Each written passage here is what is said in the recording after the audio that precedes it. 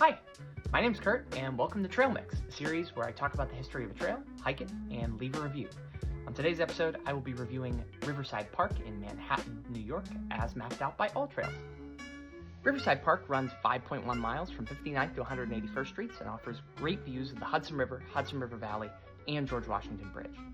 Throughout the park, you'll see landmarks that highlight the park's history, including a New York Central locomotive that was restored to commemorate what was New York Central Freight Rail Yard, as the last expansion of the park moved its southern border from 72nd to 59th Street, the New York Central Railroad 69th Street Transfer Bridge, which served as a dock to transfer railroad cars from the rail line to car floats, which crossed the Hudson River to New Jersey, and a remnant of the elevated West Side Miller Highway.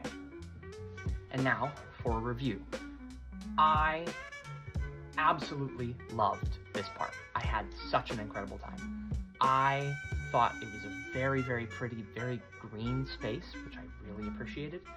There is not a bad view of the Hudson River throughout the entirety of the length of the park. And if you want to be, you can be within a few feet of the water wherever you are in the park, which I thought was really cool. There are several landmarks and art installations throughout the park that give some really cool insight into the history of the park, which was really fun to learn about while researching for this video and the video before it. And for going on a Saturday during peak hours, the park was not at all crowded, which if you've seen my video on Central Park, that was not the case. So that was refreshing. And last but certainly not least, we went during sunset hours, so getting to watch the sunset on the George Washington Bridge was very, very pretty and absolutely worth it if you can go at that time. My only complaint is that there is a section of the park that passes the Henry Hudson Parkway, which during most hours of the day is very loud. And the section of the park that passes by it is, for most of that section, only a few feet away.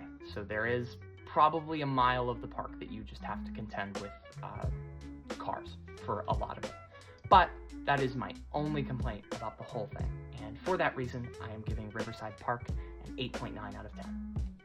And that is all for this episode of Trail Mix. Thank you guys so much for watching. If you made it to the end of the video, don't forget to like and send this to someone who would like this, and stay tuned for more updates.